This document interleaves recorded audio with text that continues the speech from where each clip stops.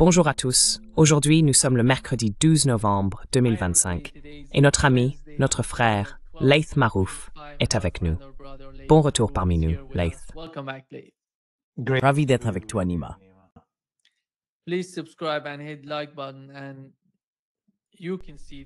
Veuillez vous abonner et cliquez sur le bouton « J'aime ». Vous pouvez voir l'adresse juste en dessous du nom de Laith. Vous voyez la vidéo « Free Palestine ». Vous pouvez y aller et soutenir ce que Laith essaie de faire. Il nous fournit des rapports que personne d'autre n'est capable de réaliser, car nous n'avons vu personne faire ce que Laith fait actuellement dans le sud du Liban, en rendant compte de ce qui se passe dans cette région, qui est l'un des principaux foyers de conflit au Moyen-Orient.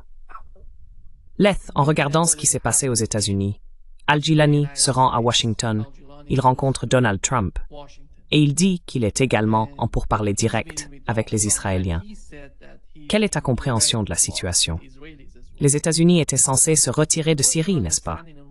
Maintenant, il semble qu'ils y envoient davantage de soldats. Que se passe-t-il?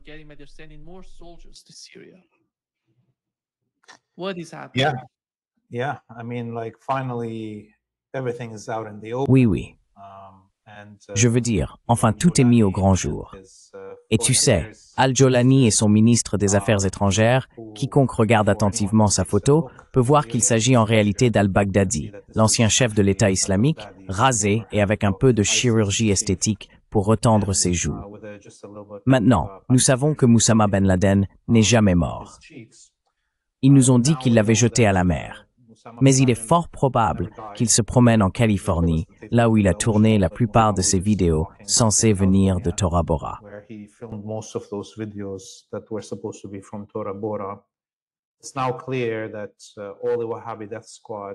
Il est désormais clair que toutes les escouades de la mort wahhabite à travers le monde, Al-Qaïda, Daesh, HTS, Al-Shabaab en Somalie ou Boko Haram au Nigeria, sont maintenant utilisées pour justifier une invasion du Nigeria.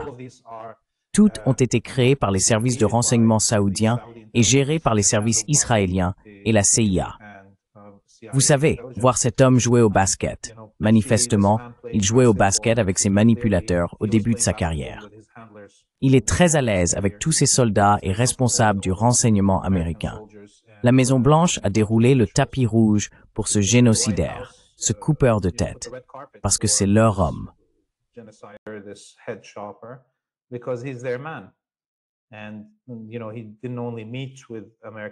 Et il n'a pas seulement rencontré des responsables américains.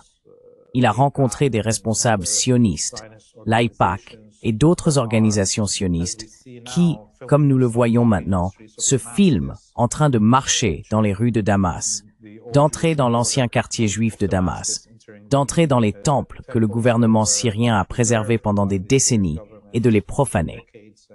Que peut-on dire de cet homme de plus?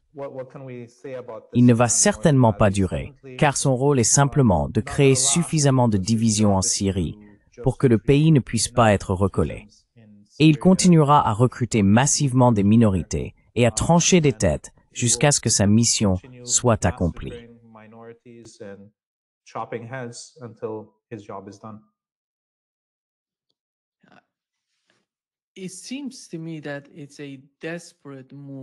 Il me semble que c'est une manœuvre désespérée de la part du gouvernement turc. Ils essaient de « Qui est derrière Al-Jolani » Et pensez-vous qu'ils obtiendraient ce qu'ils veulent d'Israël, c'est-à-dire ne pas attaquer la Syrie, ne pas, vous savez, simplement abandonner les territoires qu'ils ont occupés dans le sud, pas seulement le plateau du Golan, mais au-delà, la partie méridionale de la Syrie. Je ne vois pas cela se produire avec la nouvelle attitude. Alors, qu'est-ce qui se cache derrière ce genre de comportement de la part du gouvernement turc? Parce que je ne vois pas Al-Jolani être séparé des politiques menées à Istanbul ou à Ankara.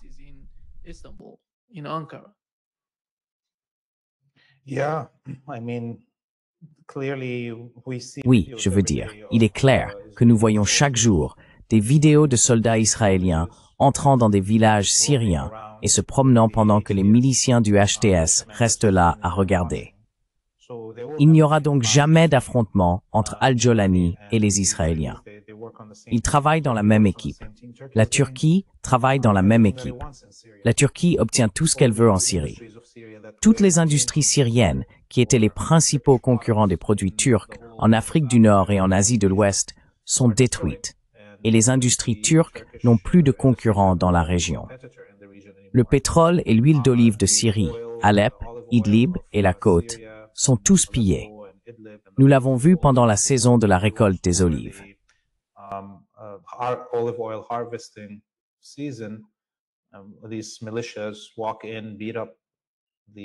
Ces milices arrivent et battent les habitants du pays, tout comme les colons en Cisjordanie.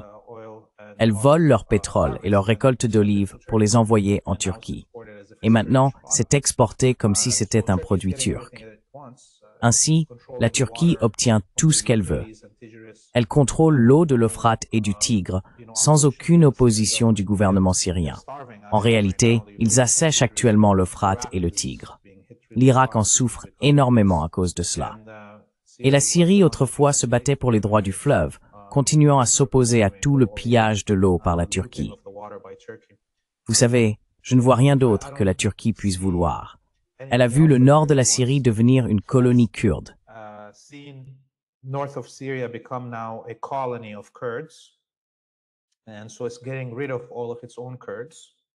Et donc, il se débarrasse de tous ses propres Kurdes. Tous ces Kurdes quittent la Turquie et s'installent, colonisent le nord-est de la Syrie. C'est donc parfait pour lui. De quoi d'autre la Turquie a-t-elle besoin d'Al-Jolani? Et les Russes sont contents. Ils récupèrent tout le gaz pillé. Tout le gaz de la Syrie est sous le contrôle de la Russie. Et qui sait où va l'argent? Le pétrole part chez les Américains. Les Israéliens obtiennent toute l'eau du plateau du Golan, du fleuve Yarmouk, du Jourdain, tout. Il ne reste donc plus rien en Syrie à se partager. Cet homme, Al-Jolani, ne gouverne rien d'autre que les ghettos des villes, où il n'y a ni industrie, ni agriculture, ni ressources naturelles.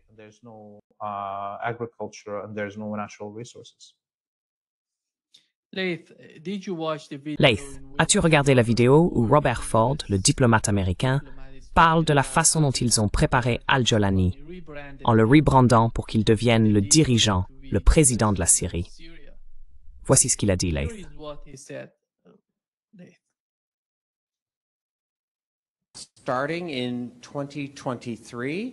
À partir de 2023, une organisation non gouvernementale britannique spécialisée dans la résolution des conflits m'a invité à les aider à faire sortir cet homme du monde du terrorisme pour l'amener vers la politique traditionnelle.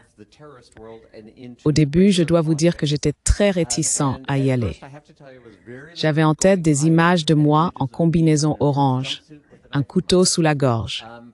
Mais après avoir parlé à plusieurs personnes qui s'y étaient rendues, dont l'une l'avait rencontré, j'ai décidé de tenter ma chance. La première fois que je l'ai rencontré, son nom de guerre était Abdelkader Al-Jolani, mais son vrai nom est Ahmed Al-Shara, qu'il n'a révélé au monde qu'après avoir été capturé.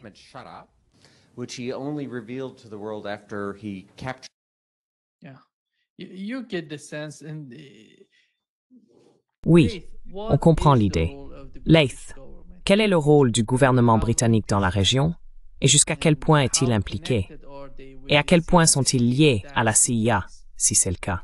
Parce qu'il me semble que, lorsqu'il s'agit de cette région, on voit comment le gouvernement britannique a essayé de se rapprocher de la Turquie et comment il est capable de manipuler, comme l'a dit ce diplomate. Il a été contacté par le MI6, pas par la CIA. Quel est leur rôle? Que veulent-ils à ce placement?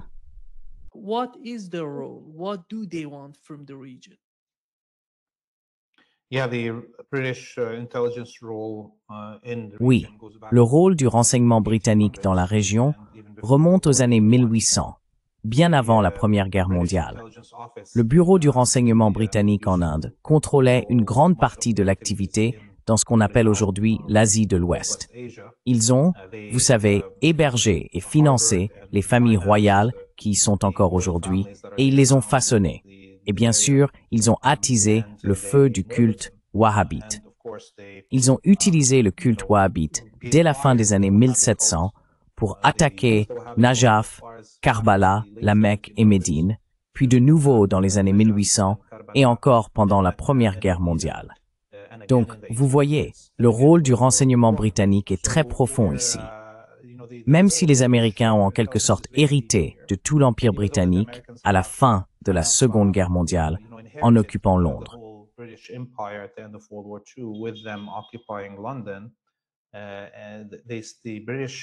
L'histoire du renseignement britannique et de ses liens avec les familles régnantes du monde arabe est si profonde qu'on ne peut pas vraiment la remplacer. Nous savons bien sûr que les Five Eyes et tous les services de renseignement anglo-saxons sont en quelque sorte subordonnés à la CIA. Et cela continue. Dans les endroits où les Américains et les Britanniques ne peuvent pas agir, les Canadiens ou les Australiens interviennent et font autre chose. Souvent, dans les lieux où il y a trop d'attention portée sur le renseignement britannique ou américain, les Canadiens, avec leur image plus douce, peuvent recueillir des informations que les autres ne peuvent pas obtenir. Il y a donc toujours un rôle à jouer.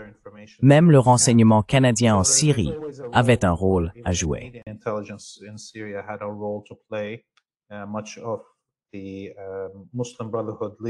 Une grande partie de la direction des frères musulmans qui s'est développée en dehors de la Syrie se trouvait principalement au Royaume-Uni et au Canada. Quant aux Turcs, la Turquie semble aujourd'hui avoir oublié sa propre histoire.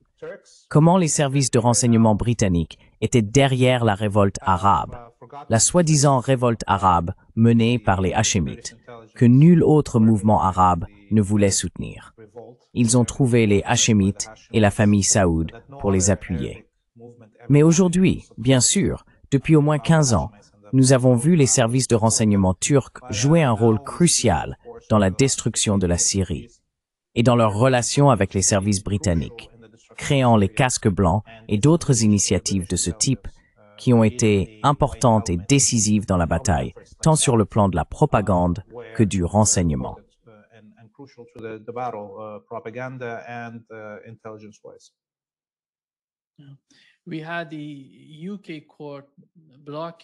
Le tribunal britannique a rejeté l'appel des ONG palestiniennes concernant les pièces du F-35 exportées vers Israël.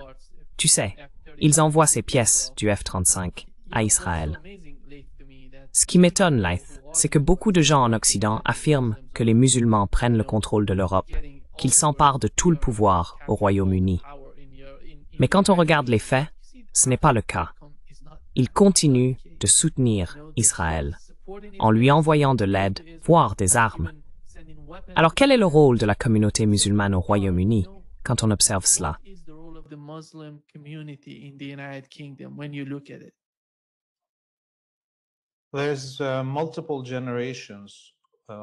Il existe plusieurs générations d'immigrés musulmans au Royaume-Uni. Bien sûr, le groupe le plus ancien vient d'Asie du Sud, où les Britanniques occupaient le sous-continent indien. Ils ont été amenés soit pour travailler au Royaume-Uni, soit déplacés en raison de différentes guerres et d'autres circonstances liées au système de gouvernance impériale britannique jusqu'à ce qu'ils s'y installent. Certains d'entre eux, bien sûr, appartenaient à la classe ouvrière, mais il existait également toute une classe de collaborateurs en Asie du Sud qui fut ensuite engagée sous contrat en Afrique. Cette classe moyenne ou supérieure sud-asiatique qui se situait entre les dirigeants britanniques blancs et les Africains noirs.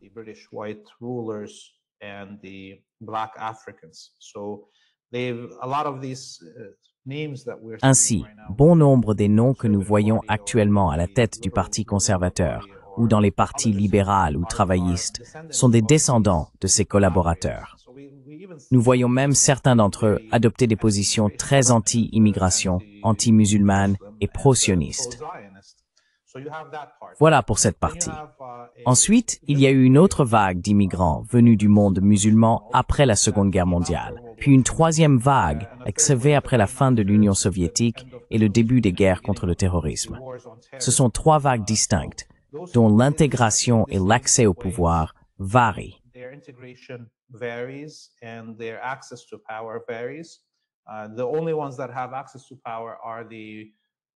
Les seuls à avoir accès au pouvoir sont ceux issus de cette classe supérieure, qui a collaboré avec les impérialistes il y a longtemps.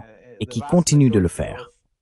La grande majorité des musulmans au Royaume-Uni appartient à la classe ouvrière, et ils veulent simplement qu'on les laisse tranquilles. Ils comprennent que, quoi qu'ils fassent, même en votant, ils n'obtiendront pas de véritable représentation. C'est la grande majorité des musulmans au Royaume-Uni. Et ils sont utilisés comme boucs émissaires par les sionistes.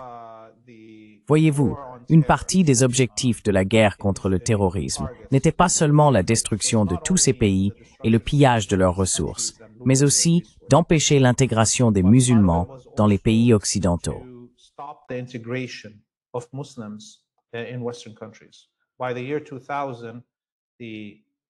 En l'an 2000, les populations musulmanes étaient bien plus nombreuses que les populations juives dans presque tous les pays occidentaux, à l'exception des États-Unis.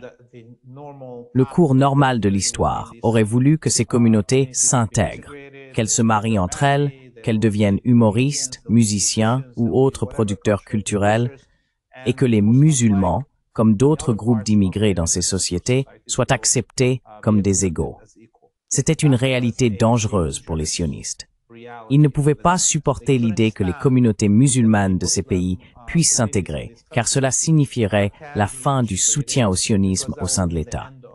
Il fallait donc créer une division, et les sionistes ont allumé ce feu de haine anti-immigration et anti-musulmane en Occident. Bien sûr, l'Occident est généralement raciste.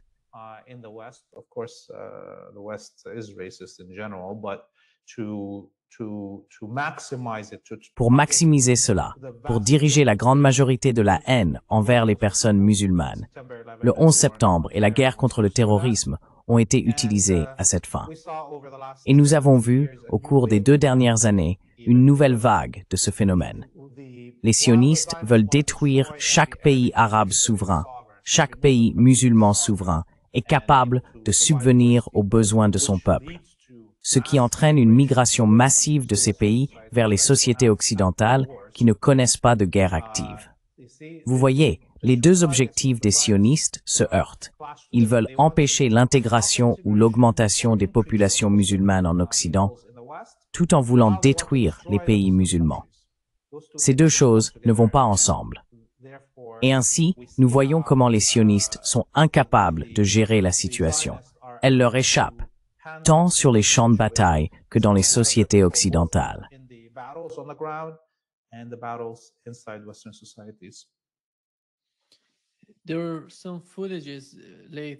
Il y a des images qui sont récemment apparues, apparemment il y a 2 jours, montrant les Israéliens déployant des chars à la frontière avec le Liban. Comment voyez-vous la situation avec le Liban? Est-ce lié à une sorte d'opération terrestre? Qu'est-ce que c'est? Ou est-ce simplement un comportement normal? Ou bien se prépare-t-il à quelque chose à venir?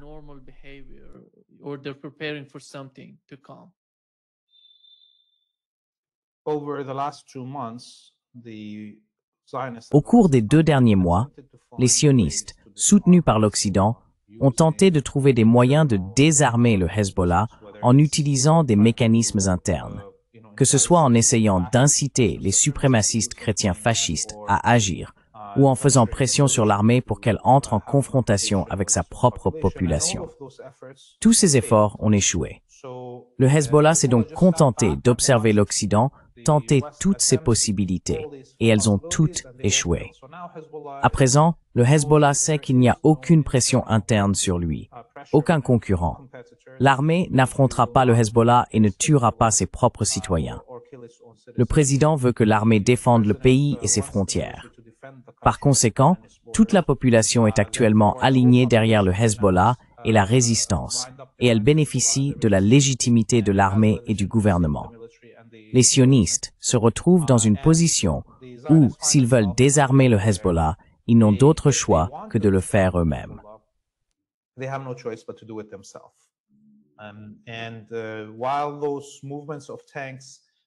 Et bien que ces mouvements de chars puissent donner l'impression qu'ils se préparent à envahir le sud Liban, j'en doute. Je pense que cela fait simplement partie de la pression continue exercée sur le Hezbollah et l'État libanais. Si l'on regarde les tentatives passées des sionistes pour envahir le sud Liban depuis l'émergence du Hezbollah en 2006, ils n'ont pas pu avancer de plus de quelques kilomètres avant que toute leur force d'invasion ne soit détruite. De même, entre 2023 et le cessez-le-feu de la fin de 2024, l'armée israélienne n'a pu occuper aucun village, a à peine progressé et a de nouveau perdu des dizaines de chars et de véhicules blindés. Ainsi, une invasion par le sud à l'heure actuelle. Après que les sionistes ont déjà détruit tous les villages de la ligne de front au sud Liban, serait une mission suicide.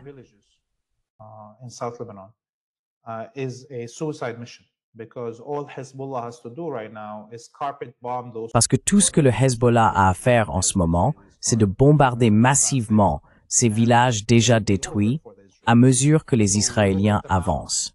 Et ce sera fini pour eux. Donc si l'on regarde la carte, les Israéliens occupent environ la moitié de la frontière du Liban avec la Syrie, presque jusqu'à la route principale entre Damas et Beyrouth. La seule autre option possible pour une invasion terrestre serait que les Israéliens descendent des contreforts du plateau du Golan et du mont Hermon directement dans la vallée de la Bekaa, en contournant tout le sud du Liban. Mais encore une fois, c'est une manœuvre très difficile à réaliser. Les Israéliens ont essayé en 1982 et se sont heurtés à une bataille majeure.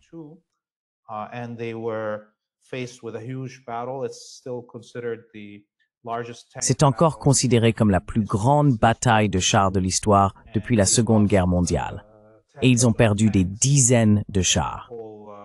Une force blindée entière a été pratiquement anéantie lors de cette bataille et ils ont été repoussés. Je pense que le Hezbollah serait capable de les repousser s'ils essayaient de refaire la même chose. Donc, la seule chose logique que je peux envisager, c'est qu'il pourrait y avoir une vaste campagne de bombardement aérien menée par les sionistes. Mais cela ne changera rien à l'équilibre des forces dans le pays.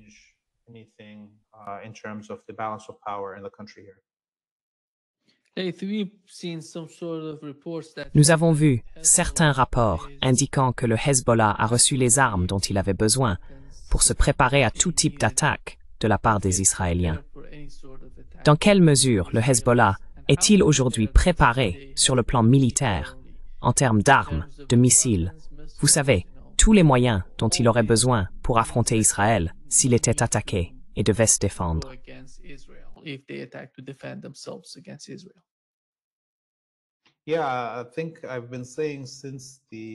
Oui, je pense que je dis depuis la chute du gouvernement syrien que le Hezbollah est désormais encore plus armé qu'il ne l'était auparavant.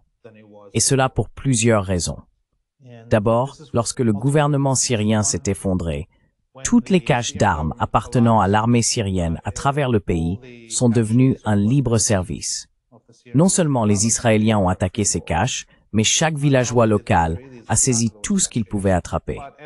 Ensuite, ces armes se sont retrouvées sur le marché noir partout en Syrie, surtout dans les villages frontaliers avec le Liban, où l'on pouvait traverser facilement et acheter, au kilo, toutes les armes que l'on voulait. Il n'était même pas nécessaire de préciser le type, il suffisait de demander et on vous empilait tout ça. On pouvait acheter n'importe quoi, d'un petit pistolet à un char, d'accord?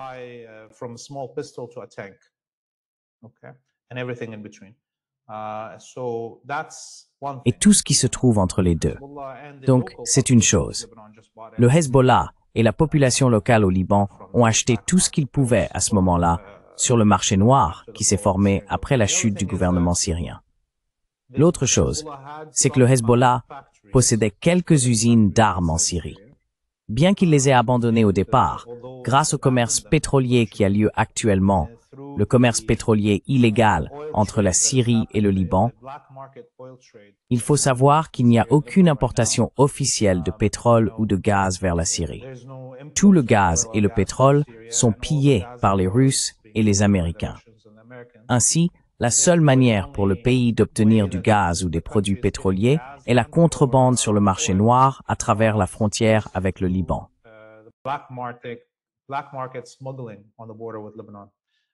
Which meant that even HTS itself Ce qui signifiait que même le HTS lui-même, pour maintenir en mouvement ses chars, camions et véhicules blindés, avait besoin du pétrole introduit clandestinement depuis le Liban. D'accord? En échange de tout ce pétrole et de ces produits gaziers de contrebande, même le HTS a laissé le Hezbollah reprendre toutes ses usines à l'intérieur de la Syrie. Il s'agit donc d'usines d'armement. Le Hezbollah ne s'est pas seulement réarmé. Il a reconstruit ses usines de drones et de missiles guidés, celles qui se trouvaient en Syrie, désormais installées au Liban, et il produit tout ce dont il a besoin.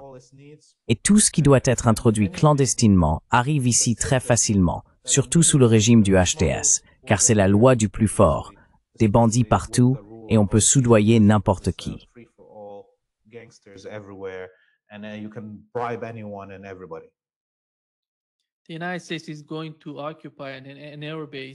Les États-Unis vont occuper une base aérienne près de Damas. Pourquoi ont-ils décidé d'aller dans cette zone précise?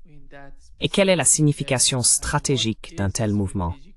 Est-ce lié à la présence de la Russie en Syrie? Est-ce une manière de soutenir Israël? Ou bien, tout en soutenant Israël, veulent-ils également appuyer Israël dans son attaque contre l'Iran?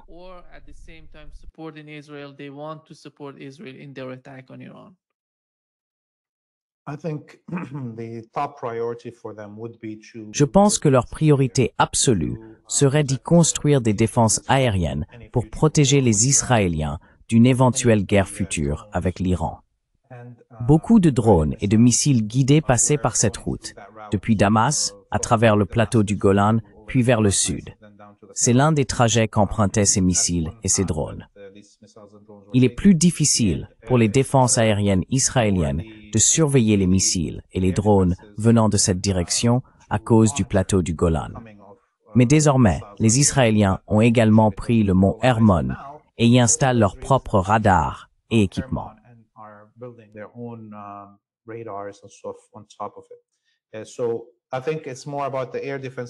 Je pense qu'il s'agit surtout de positionner les défenses aériennes juste avant Damas, afin qu'elles puissent abattre tout ce qui se dirige vers les Israéliens. L'autre aspect, c'est que dans une situation où le gouvernement d'Al-Jawlani s'effondrerait, ce qui est l'un des scénarios les plus probables, le gouvernement ne pourrait plus fournir de services. Il ne contrôlerait plus réellement le pays, et ce serait l'anarchie totale. Tout le monde formerait des milices. À tout moment, le gouvernement d'Al-Jawlani pourrait s'effondrer. Il s'agit donc de disposer de la capacité d'occuper une partie cruciale du pays, qui pourrait séparer le sud et l'est de la capitale si Al-Jawlani ou son gouvernement venait à disparaître.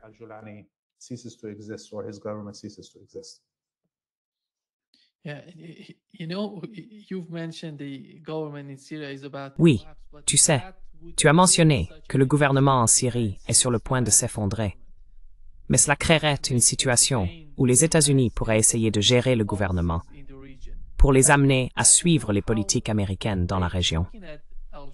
Je ne sais pas comment Laith, mais en regardant Al-Jawlani lorsqu'il parlait au Washington Post, si je ne me trompe pas, il a dit qu'avant de parvenir à un quelconque accord, Israël devait se retirer de la partie sud de la Syrie.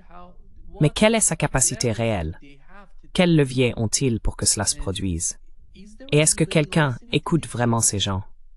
Ou est-ce simplement une pure fantaisie du gouvernement turc, pensant pouvoir y parvenir grâce à ce genre de manœuvre d'Al-Jawlani pour Donald Trump?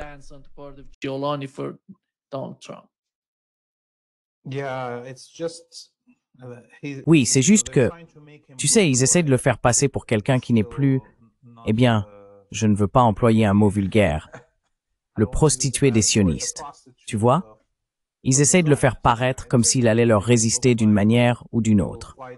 Et bien sûr, dans sa déclaration, il n'a pas mentionné le plateau du Golan.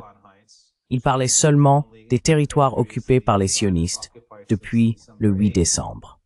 Donc je pense que c'est la partie la plus cruciale de ce qu'il a dit et de pourquoi il l'a dit. Les sionistes lui demandaient de montrer qu'il se moquait du plateau du Golan, d'accord? Et c'est ce qu'il a fait. Cela fait partie de la propagande, de la façon dont elle est façonnée et présentée. Ces mots ne sont pas sortis de sa bouche. Ils lui ont été dictés par son conseiller pour répondre à cette question. Tout cela est une mise en scène contrôlée. Et je veux dire, nous regardons ces vidéos.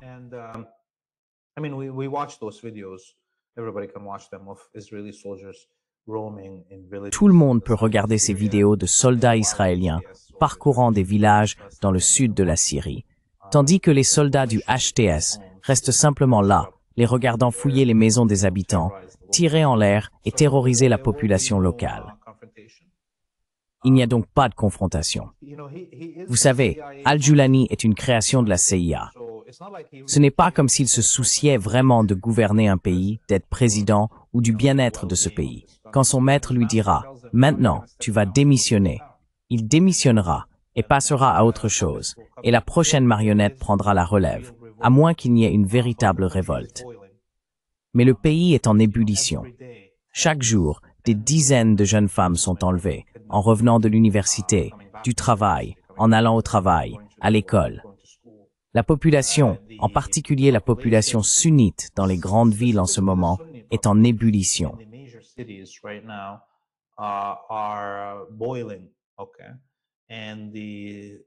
Et la population sunnite des grandes villes comme Damas et Alep constitue la classe d'affaires du pays, composée des classes moyennes et supérieures. Et si cette classe d'affaires n'est pas satisfaite, car la seule chose qui maintient généralement le calme sous une dictature, c'est que les affaires fonctionnent, alors il y a un problème. Si les affaires tournent, les classes moyennes et supérieures ne se retournent pas contre vous. Mais si vous n'êtes même pas capable d'offrir à cette classe parasitaire des opportunités économiques, elle finira aussi par se retourner contre vous et utilisera ces entreprises pour tenter de vous renverser. Voilà où nous en sommes. Toutes les minorités sont opposées à ce gouvernement. Et maintenant, les classes moyennes et supérieures sunnites commencent elles aussi à en avoir assez, car il n'y a plus de normalité. Il n'est même pas capable de fournir les services que le gouvernement Assad assurait pendant le blocus et la guerre.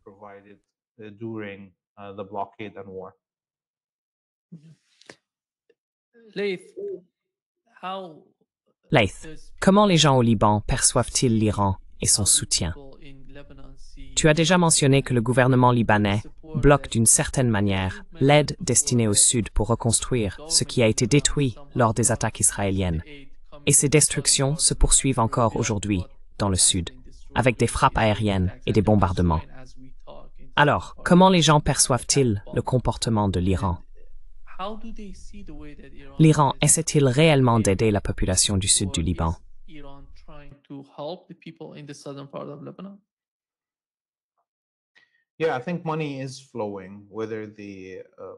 Oui, je pense que l'argent circule, que le gouvernement libanais ou la Banque centrale essaie de le bloquer ou non. Vous savez, ces dernières semaines, les sionistes et les impérialistes ont beaucoup porté leur attention sur Al-Qard al-Hassan, ce qui signifie le prêt béni. C'est une banque coopérative, gérée par le Hezbollah, où les gens peuvent contracter des prêts à taux zéro pour créer des entreprises, construire des maisons ou couvrir les frais de mariage ou de scolarité. Vous pouvez déposer votre or ou vos bijoux dans cette banque et elle vous donnera de l'argent pour que vous puissiez acheter plus de bijoux. Vous savez, c'est l'une des meilleures banques coopératives du pays et beaucoup de membres de la classe ouvrière, pas seulement les chiites, mais aussi des personnes d'autres confessions, y placent leur argent. Et je pense qu'au moins la moitié des clients d'Al-Qard al-Hassan ne sont pas chiites pour cette raison.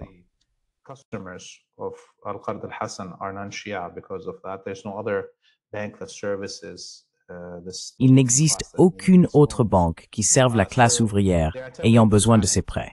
C'est pourquoi ils essayent de l'interdire. Nous avons vu les Israéliens attaquer plusieurs succursales d'Al-Qard al-Hassan pendant la guerre. Et pourtant, Al-Qard al-Hassan a remboursé tous ses déposants. Chaque client a récupéré son argent, même après toutes ces attaques contre les agences. Il est maintenant possible que la Banque centrale tente d'interdire Al-Qard al-Hassan, ce qui nuirait bien sûr à la classe ouvrière ici au Liban. Cela fait partie de la stratégie que les sionistes et les Américains derrière eux cherchent à mettre en œuvre. L'un de leurs objectifs tactiques est d'appauvrir le peuple libanais et ceux qui soutiennent la résistance, au point qu'ils ne puissent plus penser à résister lorsqu'ils essaient simplement de trouver de la nourriture, d'éviter la famine et d'envoyer leurs enfants à l'école.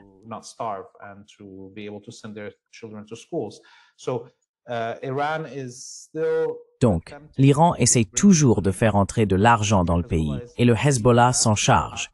Tout cela continue, mais c'est distinct de l'argent du peuple. Il existe désormais tout un programme par lequel le Hezbollah tente d'aider les gens à reconstruire, à fournir des fonds pour la reconstruction.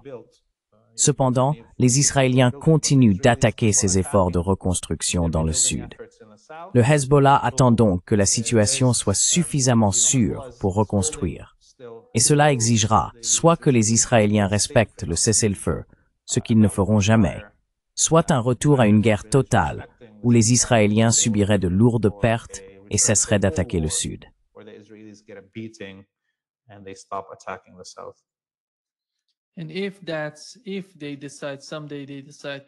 Et si un jour, ils décident de reconstruire la partie sud du Liban, le gouvernement va-t-il assumer une partie du fardeau? Ou bien ne veut-il tout simplement pas s'impliquer dans la reconstruction du sud? Quelle est la position du gouvernement à ce sujet?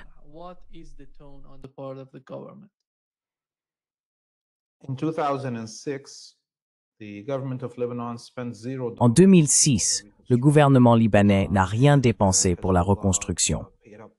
Le Hezbollah a payé, je crois que c'était environ 5 ou 6 milliards de dollars, pour aider les gens à reconstruire leurs maisons. Ils ont reconstruit toutes les infrastructures détruites, entièrement à leurs frais. Et je ne m'attends pas à ce que le gouvernement libanais fasse mieux cette fois-ci. Il y a encore plus de destruction maintenant qu'en 2006. Le Hezbollah exige que le gouvernement fasse sa part, mais il n'y a pas de véritable gouvernement au Liban. Il ne fournit pas les services de base, éducation, santé, électricité. Même les feux de circulation ne fonctionnent pas. Donc je ne m'attends pas à ce qu'il paye la facture de sitôt. Peut-être que si le Liban était un pays véritablement souverain, le gouvernement aiderait. Mais pour l'instant, je ne vois aucune possibilité que le gouvernement investisse de l'argent dans la reconstruction.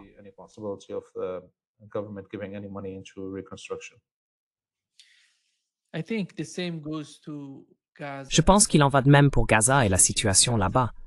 Penses-tu qu'il existe une sorte de plan, un signe qu'il y ait un plan pour la reconstruction de Gaza? Qu'est-ce qu'on en sait? La Cisjordanie, c'est pareil. Gaza, c'est pareil. Qu'est-ce qu'on sait réellement à ce sujet?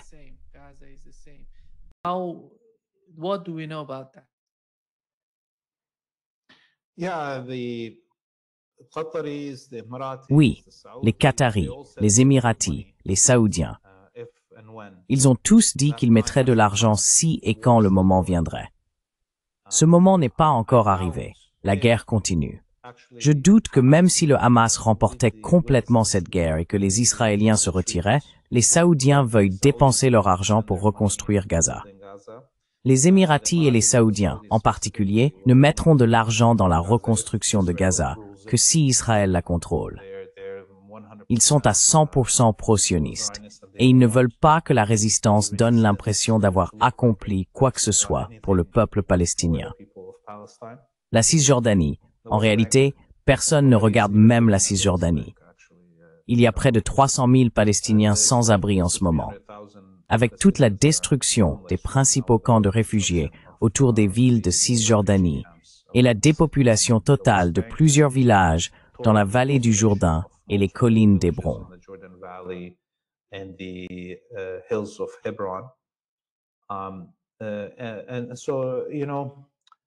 Une partie de ce que nous avons vu en termes de destruction massive en Syrie, au Liban et en Palestine, il faut que les gens comprennent cela, surtout ceux qui ne viennent pas de la région. C'est qu'il n'y avait pratiquement personne sans abri.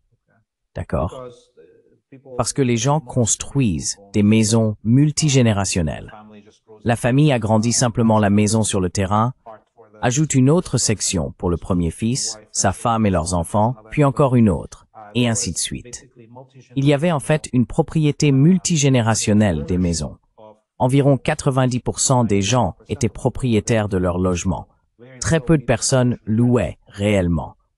Et l'Occident voulait effacer cette richesse multigénérationnelle investie dans les maisons et les terres, l'effacer complètement de la carte.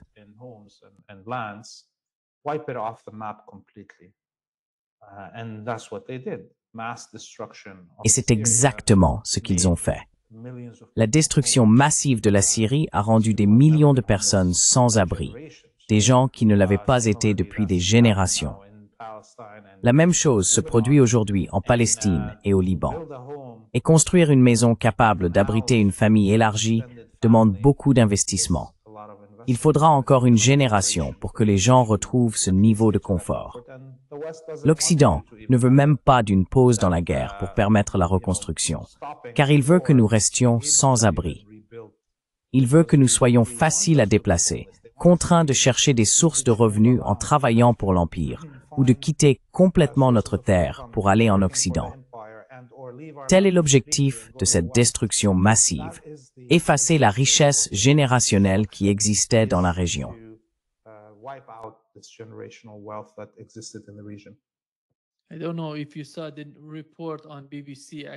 Je ne sais pas si tu as vu le reportage sur la BBC. D'après l'analyse des images satellites, les FDI ont détruit plus de 1500 bâtiments à Gaza depuis le début du cessez-le-feu. Cela montre que, tu sais, même s'ils commencent à reconstruire ou à rebâtir, cela ne veut rien dire, parce que Israël va simplement attaquer et tout détruire à nouveau. Et à moins qu'ils ne trouvent une solution permanente, il ne semble pas que le cessez-le-feu tienne.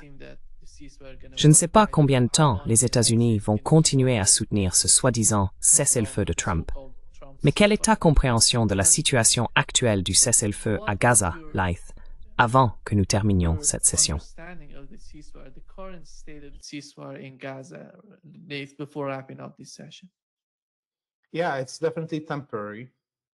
Oui, c'est clairement temporaire. Cette guerre dure depuis plus d'un siècle, et elle continuera jusqu'à ce que la colonie sioniste cesse d'exister, ou que le peuple arabe dans son ensemble devienne, entre guillemets, comme les Indiens rouges que l'on a placés dans des réserves. Et comme nous le voyons, les peuples autochtones des États-Unis et du Canada résistent encore aujourd'hui, 400 ans plus tard, certains portant même les armes et affrontant l'armée canadienne. Cette guerre se poursuivra donc, car il s'agit d'un projet colonial qui n'a aucune légitimité à exister. Et les peuples autochtones le savent, ne l'ont pas accepté et ne l'accepteront jamais. Tout comme aucun autre être humain, aucune autre culture ne l'accepterait. Je pense donc que nous assisterons à un retour à la guerre totale. Qui sait quand?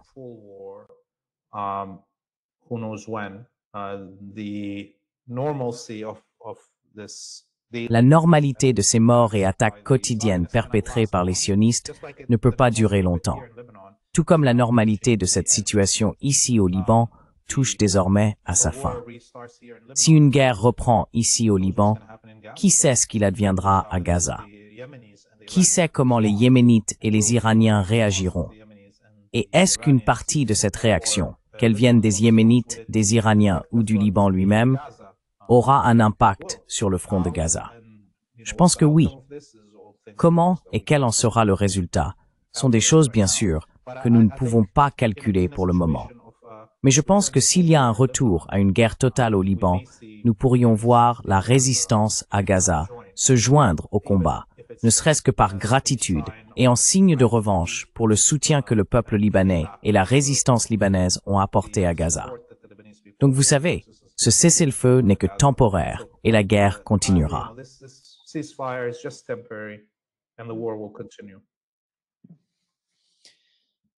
Merci beaucoup, Leth. Mais toujours un pari avec toi. Merci beaucoup, Nima Al-Korshid. À la semaine prochaine. À la semaine prochaine. Au revoir.